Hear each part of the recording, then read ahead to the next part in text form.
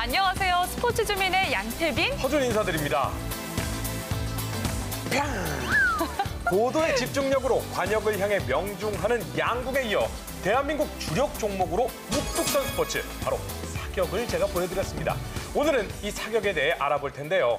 최고의 쾌감을 느끼는 클레이 사격에 얽힌 비하인드까지 우리의 효자 종목, 사격에 대해 모든 것을 한번 알아봐야겠죠? 네, 그렇습니다. 우리나라가 왜 사격을 잘할 수밖에 없는지, 그 역사적 배경과 올림픽 사격의 숨은 이야기까지 오늘 이 시간 사격에 대해 낱낱이 파헤쳐보겠습니다. 단 한 발의 실수도 용납하지 않는다. 관역 정중앙을 향한 고도의 집중력과 지구력의 스포츠 사격. 총기의 구경, 사격 자세 등에 따라 나뉘는 소총과 권총 사격의 종목을 자세히 알아보고 공중으로 떠오르는 목표물을 단번에 날려버리는 클레이 사격까지 총알과 총탄 속 숨겨진 과학의 원리를 이해하고 세계 속에서 더욱 빛나는 대한민국 국가대표 선수들의 눈부신 활약상을 함께합니다. 표적을 향한 통쾌한 격발, 1mm의 짜릿한 승부. 그동안 알지 못한 사격의 모든 것을 지금부터 전해드립니다.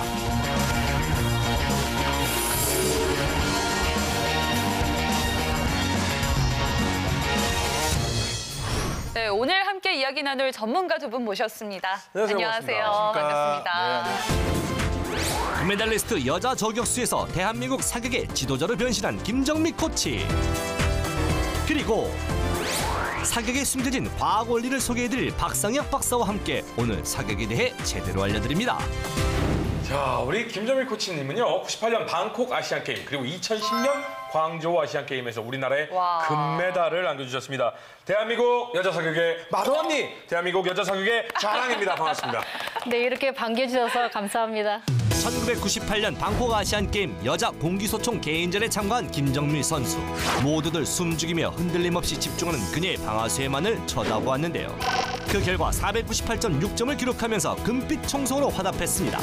그 활약은 2010년 광저우 아시안게임에서도 이어지는데요. 50m 소총 복사 여자 단체전에 참가해 맹활약을 펼친 든든한 맏언니. 12년 만에 또 하나의 금메달을 목에 건 우먼 파워 김정미 선수입니다. 제가 맏언니라고 소개는 했습니다만 네. 사실은 사격계에는 그보다 더 선배들이 많이 계시죠? 네, 저희 사격계에 저보다 더 훌륭한 그 선배 언니가 있는데요. 네. 여갑슨 선수라고. 네. 1992년 바르셀로나 올림픽에서 그때 당시 나이로는 19살이었고 고등학교 3학년이었는데요. 네. 올림픽 기록 498.2를 기록하면서 그 여자 공기소총에 첫 금메달을 안겨준 그런 훌륭한 선수입니다. 네. 근데 올림픽에서 그러면 첫 메달을 딴 거는 언제였었죠? 네, 1988년도 서울 올림픽 때 차영철 선수가 그래서 50m 복사라는 종목인데요. 그 종목에서 은메달을 따면서 그 대한민국 사격에 첫 메달을 이렇게 안겨준 그런 계기가 있었습니다. 한국 사격의 활약에 시작을 알린 차영철 선수. 바르셀로나 올림픽 소구경 소총 복사 경기에서 금메달을 획득한 이은철 선수. 시드니 올림픽 여자 공기소총 경기 은메달을 획득한 강초연 선수. 대한민국 사격의 신화 남자 50m 권총 경기에서 올림픽 3연패 사격 황제 진종호 선수. 런던 올림픽 여자 25m 권총 경기에서 금메달을 획득한 김장미 선수까지 세계를 사로잡은 대한민국 사격 국가대표 선수들 정말 대단합니다. 우리나라 사격 선수들은 정말 좋은 성적 내고 그럼요, 있잖아요. 그럼요. 유독 우리나라 선수들이 또 잘하는 것 같기도 한데 특별한 이유가 있을까요? 네, 우리나라 선수들이 사격에 아주 강점을 보이고 있는데요. 먼저 사격의 역사부터 살펴봐야 할 것 같습니다. 먼저 스포츠로서의 사격의 역사는 1회 근대 올림픽 제1회 아테네 올림픽 때부터 시작이 되었다라고 말씀드릴 수 있습니다. 네. 우리나라의 경우에는 과거 군사 정권을 겪으면서 국방 체육의 종목으로서 사격이 아주 크게 육성되어 왔습니다. 실제로 전투를 벌이지는 못하는 상황에서 그 실력이 국제적으로 드러나는 올림픽에서 북한에게 사격으로 진다는 것은 그때 당시에는 안 되지 않나요? 예, 그렇죠. 절대 용납할 수 없는 일이었죠. 그럼 실제로 북한한테 사격으로 진 경우가 있나요? 예, 안타깝게도 진 적이 있습니다. 예, 그래서 1972년 뮌헨 올림픽에서 북한의 이호준 선수가 소총 복사에서 네. 금메달을 따는 바람에 네. 그때 당시에 우리나라가 아주 발칵 뒤집어졌던 사실이 있습니다. 그 계기로 우리나라가 최초의 사격 대회를 유치를 하면서 태능의 국제 규모의 사격장을 건설을 했고 그 이후서부터 지원이 점진적으로 증가를 했고 오늘날에 이르고 있습니다. 네, 그렇다면 이제 사격의 종목과 경기 방법 등 사격에 대해서 조금 더 자세하게 알아보는 시간을 가져야 할 것 같습니다.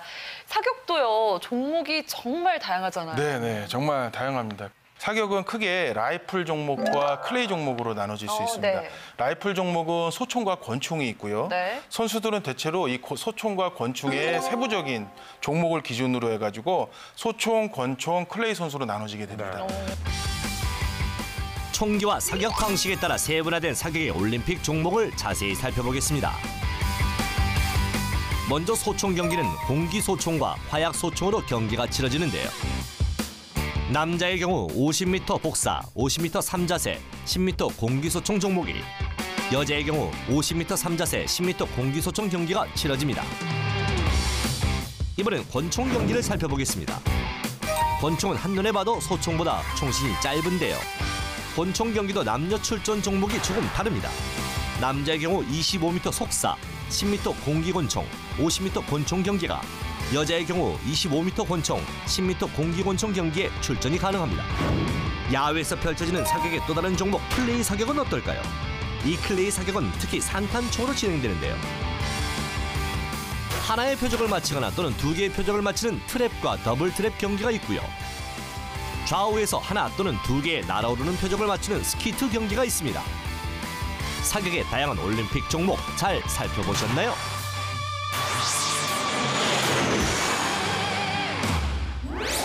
선수들이 가장 어려워한다는 게 50m 권총이거든요. 네. 그리고 종목이 50m 권총은 50m 밖에서 권총으로 표적을 맞춘다 뭐 이런 뜻입니까? 네, 50m는 거리가 50미인 거고요. 네. 그렇다 보니까 이제 화약 실탄을 사용하게 됩니다. 아. 네, 그렇게 하니까 권총으로 화약을 50m 있는 거리를 맞추다 보니까 굉장히 작은 실수에도 큰 결과가 예, 크게 네. 나빠질 수가 있기 때문에 선수들이 그 고도의 집중력을 발휘하지 않으면 실수가 커질 수 있어서 예, 선수들이 어려워하는 종목 중에 하나인 게 50미 권총입니다. 네, 그런데 현재 진종호 선수도 있고요. 김장미 선수 등 우리나라 사격 선수들은 정말 좋은 성적 내고 그럼요, 있잖아요. 2012년 런던 올림픽에서는 진종호 선수가 50m 권총과 10m 공기 권총에서 금메달을 따면서 대회 2관왕을 달성했잖아요. 네, 맞죠. 이어서 이후 올림픽까지 금메달을 또 따면서 올림픽 3연패라는 신화를 작성했는데 저도 손에 땀을 쥐면서 봤거든요. 그렇죠. 그때 당시는 정말 대단했죠. 네, 그때 진종호 선수뿐 아니라 그때 그 같이 출전했던 그 최영래 선수와 그 김종혜 선수가 은메달을 땄고요. 대한민국을 넘어 세계를 제패한 사격 황제 진종호 선수. 2004년 아테네 올림픽 50m 권총의 첫 출전에 금메달을 아쉽게 놓치면서 화제가 됐었는데요. 심기일전한 진종호 선수. 4년 뒤 베이징 올림픽에 출전해 금메달과 은메달을 각각 하나씩 획득하면서 그 아쉬움을 씻어냈습니다. 해가 갈수록 그 실력은 노련함까지 더해졌는데요. 2012년 런던 올림픽에서는 남자 50m 권총과 10m 공기 권총으로 또다시 금빛 저력을 발휘합니다. 사격 황제로 우뚝 선 진종호 선수. 그의 도전은 멈출 줄 모릅니다. 또다시 생애 4번째 올림픽에 출전했는데요. 50m 권총 경기에서 또다시 금메달을 목에 걸어 저력을 과시했죠. 올림픽 사격 종목 사상 3연패를 달성한 진종호 선수, 정말 자랑스럽습니다. 사격의 황제 진종호 선수가 경기 중에 역도화를 신고 총을 쏜다고 들었거든요. 네, 맞습니다. 진종호 선수가 역도화를 신고 사격의 경기를 임하는 이유가 네. 그 오래 서 있어도 발이 편하고 그리고 좌우 중심을 잡기에 너무 좋다라는 그런 인터뷰를 하면서 네. 국내외 선수들이 지금은 역도화를 굉장히 많이 신고 있습니다. 진짜요? 네. 그러면 신발에 대한 규정은 따로 없나 봐요. 그렇게 역도화도 신고 하고 네. 하는 걸 보면. 네, 그 권총 신발은 특별히 그게 규정이 까다롭지 않은데요. 일단은 그 발목 뼈가 덮어지면 안 된다는 규정이 있고요. 농구화 같은 거요. 네, 이렇게 높으면 안 되고 그리고서 그 세계 사격 연맹에서 공인한 그 신발을 재는 기구가 있습니다. 네. 그 기구로 신발을 쟀을 때 뒤에 각도가 22.5도 이상이 나와야 신발을 신을 수 있는 그런 규정이 있습니다. 강인한 육체적, 정신력 그리고 노력이 있어야 하는 종목이 사격인데 그렇다면 이를 극복하기 위해서 사격 선수들이 특별히 하는 훈련이 또 따로 있을 것 같아요. 네네. 그 종목의 특성상 사격 종목 같은 경우는 아주 고도의 심리 조절을 요구를 합니다. 2012년도 런던 올림픽서부터 그 네. 이전까지는 관중석에서 소리를 내는 거를 심판이 제지를 하거나 또 매너를 지키자는 그런 운동이 있어서 했었는데요. 12년도서부터는 허용이 됐습니다, 소리를. 박수를 치는 선수도 있고 물론 그렇게 아주 극단적인 행동을 하는 네, 관중들은 네. 없지만 환호도 할 수 있고요. 네. 또 껌도 씹을 수 있습니다. 그래서 진정호 선수가 굉장히 불쾌감을 표현한 그 장면이 세계적으로도 많이 방영이 됐어요. 맞아요. 그래서 시끄럽다고 이거 뭐 하는 거냐고 집중해서 지금 왜? 사격하고 있는데 시끄럽게 그러면 어떡해요. 아무튼 그래도 그 룰을 따라야만 하기 때문에 맞아요. 도입된 훈련이 또 따로 있다면서요. 네네. 다양한 부분이 있겠지만 네. 최근에는 뉴로 바이오 피드백이라고 하는 부분으로 좀 더 접근을 하고 있습니다. 그러니까 예를 들어서 그 격발 자세의 안정성 탐색과 변화 추적을 통해서 그 한층 그 안정적인 타이밍을 유지하는 것도 있지만 선수가 그 상황에서 나오는 반응을 캐치를 해서 그 반응을 선수 스스로가 다시 인식하게 해서 불안정한 심리 상태나 이런 것들을 네. 좀 조절할 수 있는 근거를 제공을 하는 거죠. 혹시 김정민 코치님은 사실 내가 조금 부끄럽긴 하지만 나 이런 훈련 해봤다라고 하는 거 없나요? 저 때는 이렇게 뭐 전문적인 용어의 훈련을 하진 않았고요. 집중력 훈련이라고 벽에다 점 하나 찍어놓고 네. 계속 쳐다보고 있는 명상법하고 비슷하죠? 네, 그런 훈련을 했었습니다. 저는 막 이렇게 예전 같았으면 절대 흔들리지 않고 이제 딱 관역을 견장하고 있을 때 네. 그러면서 바보야, 야 바보야, 막 이렇게 방해하는 훈련 막 이런 걸 안 했나라고 궁금했었거든요. 네, 그런 건 아니고요. 네. 죄송합니다. 네. 허준 씨 공부 좀 해야겠어요. 혹시 이 예비군 훈련장이나 사격장에 가면 가끔 일어나거든요. 다른 사람 표적에 맞추면 그 점수는 어떻게 되는 겁니까? 네, 사격 경기에서 내 표적이 아닌 다른 사람 표적에 쏘게 되면 0점 처리가 됩니다. 그렇다고 그러면 그 표적에 맞은 선수는 플러스 점수는 없군요. 네, 없죠. 그래서 그 에몬스 선수가 2004년 아테네 올림픽에서 그 50m 소총 3자세 결선에서 9발까지 1위로 달리고 있다가 10번째 발에서 남의 표적에 쏘게 됩니다. 엄청난 실수를 하게 되면서 꼴찌로 나오게 되는 그런 아주 큰 사건이 있었습니다. 아니 선두로 달리던 선수가 남의 표적에 쏘는 그런 일이 벌어지기도 합니까? 드물게는 아니지만 그래도 빈번하게 일어나는군요. 네네네. 아까 말씀드린 그 매튜 에몬스 선수는요. 2004년도 아테네 올림픽에서 남의 관역에 쐈잖아요. 그런데 4년 후에 베이징 올림픽에서도요. 50m 소총 3자세에서도 1위를 달리다가 4.4점을 쏩니다. 1위에서 경위가 4위로 바로 아이고야. 직선 추락을 해버리게 되죠. 이 선수의 그 여자친구가 상당히 위로를 해주고 이러는 장면이 아주 이슈가 된 적이 있었습니다. 네, 정말 마지막까지 알 수 없는 경기가 또 사격이 아닌가 싶습니다. 네. 그런데요. 이쯤 되니 역시 궁금해집니다. 사격의 과학적인 원리 당연히 존재하겠죠? 네네네, 존재합니다. 그 사격은 총알을 알면 쉽게 이해를 할 수가 있는데요. 총알이요? 네. 일단 강선의 원리라고 합니다. 네네네. 네, 그 총알은 다 아시다시피 굉장히 짤막합니다. 네. 네, 물론 탄피까지 포함하는데요. 실제로 발사가 되는 탄두 부분을 말하는데요. 네. 이 짜리몽땅한 유선형 색덩어리를 그냥 날리면 어떻게 되겠습니까? 빙글 휘청휘청하다가 무거운 부분이 앞으로 나가게 됩니다. 휘청거리냐 탄도가 불명확하게 해서 날아가게 되면 이게 산탄총처럼 날아가게 되죠. 퍼지게 날아가게 되죠. 포적을 못 맞추기 때문에 총알에 회전을 주게 되면 발사된 모양대로 안정화가 돼서 날아가게 됩니다. 총기 속 숨은 화학 강선의 원리를 보다 자세하게 알아보겠습니다.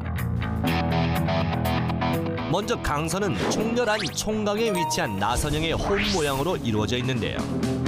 이 나선형의 홈 모양을 따라 총알이 회전하면서 발사하게 되는데 이때 회전 관성이 생겨 탄두가 공기 저항을 뚫고 안정적인 궤도로 날아가게 됩니다.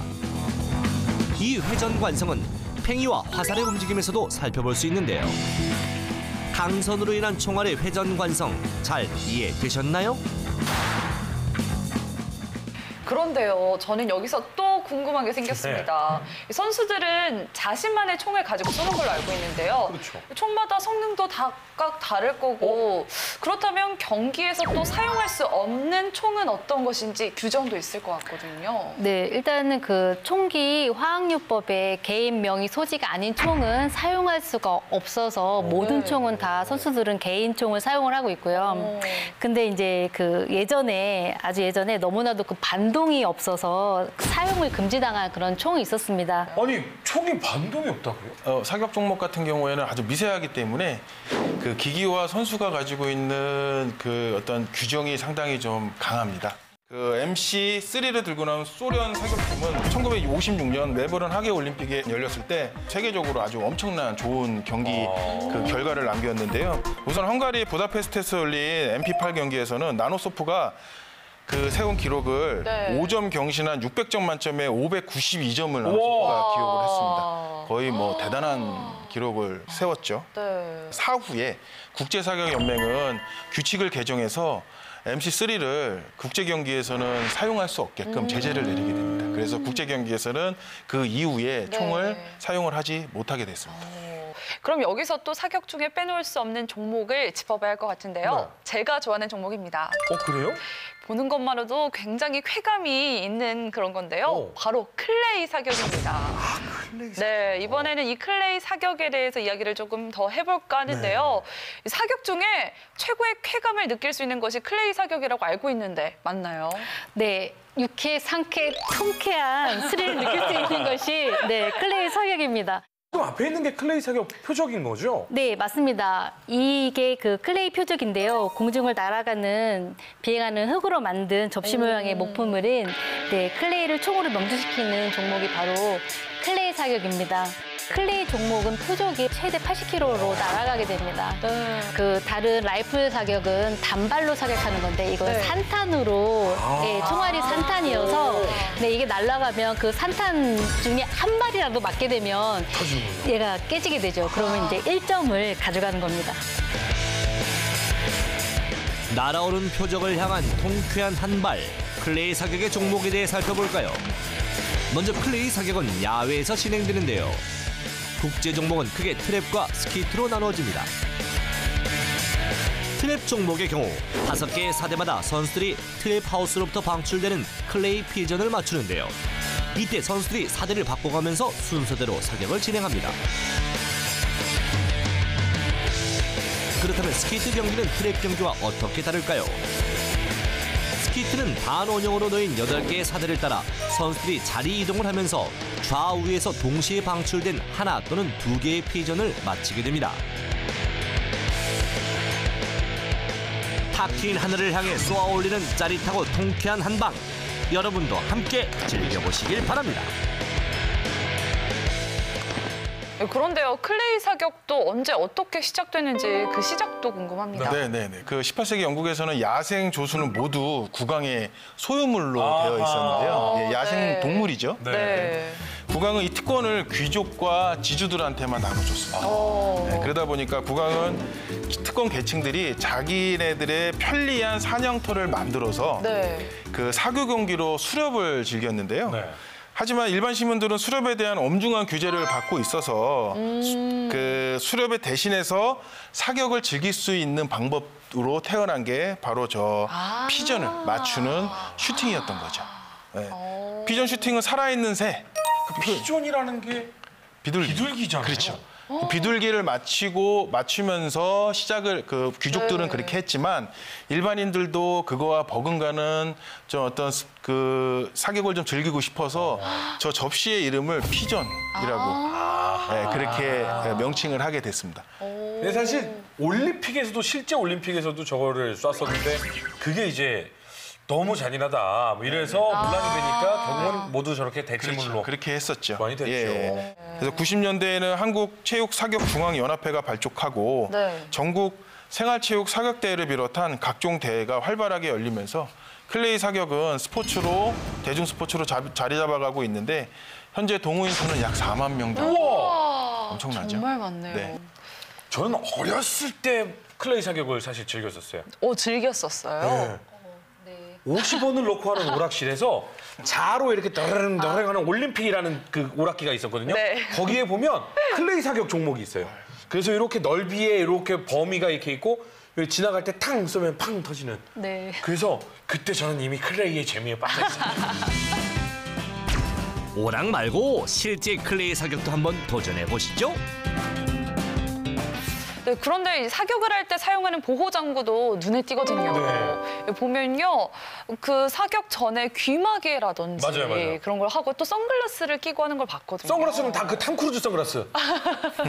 네네. 그 보호장구를 필히 갖추고 하는 것이 중요합니다. 네. 사격을 하기 전에 귀마개와 선글라스 등의 안전장구를 꼭 착용해야지만이 안전사고를 예방할 수 있고요. 네. 일반인들은 체험 시 실전에 앞서서는 조교들 네. 말 따라야 합니다. 네, 시키는 대로 해야 되고요. 네. 초보자나 여성들 그리고 학생들까지 이 말만 잘 따른다면 네. 그 아주 재밌는 스포츠를 클레이 사격을 즐길 수가 있습니다. 네, 근데 정말 시속 80km로 날아오는 클레이를 명중시키기가 말이 그렇지 정말 쉽지 않을 것 그럼요. 같아요. 저 클레이 하나만 줘보시겠습니까? 네. 이게 피존이라고 부르는 건데 우와. 이거를 맞추는 근데 건데요. 이게 엄청 빨리 이렇게 이게 가는 저 거잖아요. 앞에서 80km로 날아간다는 건데요. 오, 정말 쉽지 않을 것 같습니다. 네, 그런데 이 클레이 사격을 또 잘하기 위한 방법도 있을 것 같거든요. 맞아요. 네네. 기본 자세는 다른 사격 자세와 동일하게 시작을 하고요. 다만 개머리판을 뺨을 밀착을 시킨 상태에서 고개를 움직이지 않는 것이 상당히 중요합니다. 신체가 동시적으로 움직여야 되는 거죠. 예. 두 눈을 뜨기 때문에 그 평행으로 유지를 시켜줘요. 어허. 표적 약간 앞에서 쏘거나 약간 뒤에서 쏘거나 산탄으로 크게 날아가기 때문에 아까 말씀하신 대로 한 부분만 깨지면 되기 때문에 네. 그거를 잘 인식을 해서 하는 게 상당히 중요합니다. 그럼 그렇게만 한다면 저도 클레이 사격 잘할 수 있을까요? 네, 이 기본적인 동작을 수없이 연습하시면 분명히 네. 잘하실 수 있습니다. 사실 힘이 좋아서 연태민 아나운서 생각보다 힘이 좋습니다. 예, 그래서 한번 클레이 잘할 것 같아요. 도전해봐야겠네요. 네, 그런데요, 올림픽 클레이 스키트 부분에서 불굴의 의지로 장애를 극복한 선수가 있었는데 그 선수 이야기를 안 할 수가 없습니다. 네, 2008년 베이징 올림픽에서 한쪽 눈을 사용하는 장애를 가진 선수가 일반인 선수들과 함께 동등하게 경쟁에 나선 선수가 있었습니다. 그러니까 일반적으로 우리가 진종호 선수나 이런 사격을 보면 네. 한쪽 눈을 감고 사격을 하잖아요. 그런데 클레이 사격은 아까 보면 두 눈을 다 떠야 된다라고 네. 했거든요. 그러니까 한쪽 눈만으로 사격을 하기가 힘들다는 건데 왜 양눈으로 사격을 해야 되는 거죠? 그 다른 사격 종목과 좀 다르게 움직이는 표적을 봐야 되기 때문에 동체 시력이 필요합니다. 그런데 이 사람의 눈은 네. 이 주시와 환경시로 구성이 되어 있습니다. 물체를 보는 눈과 네. 물체 주변을 보는 눈으로 구성이 되어 있습니다. 이것은 뇌 구조가 잡혀 있는 거기 때문에요. 사람이 임의적으로 바꿀 수가 없습니다. 그렇기 때문에 움직이는 표적을 볼 때 내가 방아쇠를 당기고자 하는 타이밍을 그 공간과 그다음에 움직이는 속도를 주시와 환경시가 동시에 받아들여야 보다 더 정확한 격발 타이밍이 나오는데 한쪽이 외눈이라면 실제적으로 그 움직이는 감각, 각도와 그거를 예측하기가 상당히 어렵다. 그러면 이 선수는 어떤 선수길래 이거를? 네, 그 2008년도 베이징 올림픽 여자 그 스키트에 나선 선수인데요. 네. 지라르데라고 하는 선수입니다. 저희 정확한 발음. 지라르데. 지라르데 선수요. 네, 지라르데 선수입니다. 이 지라르데 선수는 2살 때 소아암으로 한쪽 눈을 실명을 했습니다. 네, 그리고 또 시합에 출전을 해서 집중력으로 장애를 극복하고자 했지만 네. 그 비까지 내리는 악천후 속에서 지라르데 선수가 그 예선을 했지만 19명 중에서 16위로 탈락을 했지만 그 열정을 그 동료 선수들과 해외 선수들이 같이 보면서 정말 감동의 박수를 그럼요. 보내고요. 응원의 박수를 보낸 적이 아니 있습니다. 왜냐면 전 세계에 그 국가를 대표하는 선수들이 모인 자리예요. 맞아요. 그런데 장애를 가진 선수가 19명 중에 16등을 했다는 건 다른 국가대표 선수를 이겼다라는 거예요. 맞습니다. 이건 이미 극복한 거죠. 네, 저도 극복했다고 생각이 드는데요. 정말 불굴의 도전 앞에 장애는 없다. 막 네. 이런 말이 생각이 납니다. 맞습니다. 오늘은 사격에 대해서 알아본 시간이었는데요. 마지막으로 우리나라의 사격, 앞으로도 승승장구하기 위해서는 어떤 노력들이 이루어져야 하는지 한 말씀씩 들어보겠습니다. 네, 선수들이 훈련을 열심히 해야 되는 건 당연한 거고요. 그 훈련을 좀 더 과학적이고 체계적으로 좀 접근한다 그러면 그 대한민국의 사격이 지금 최정상에 있는 그 자리가 흔들림 없이 계속 유지될 거라고 그렇게 생각합니다. 다양한 방법으로 스포츠 과학을 적용을 해서 동작 분석, 궤적 분석, 그다음에 이 신체에서 나오는 바이오 피드백 분석, 그다음에 전통적인 심리 분석 이것들을 통합해서 좀 더 좋은 환경에서 선수들이 훈련을 하고 이 다가오는 올림픽에서도 더 많은 메달을 획득할 수 있도록 저희들도 상당히 크게 많이 노력을 하겠습니다. 네. 그럼 오늘 여기서 이만 인사드리고요. 다음 이 시간에 더욱 재미있는 스포츠 이야기로 다시 찾아뵙겠습니다. 함께해 주신 여러분 고맙습니다.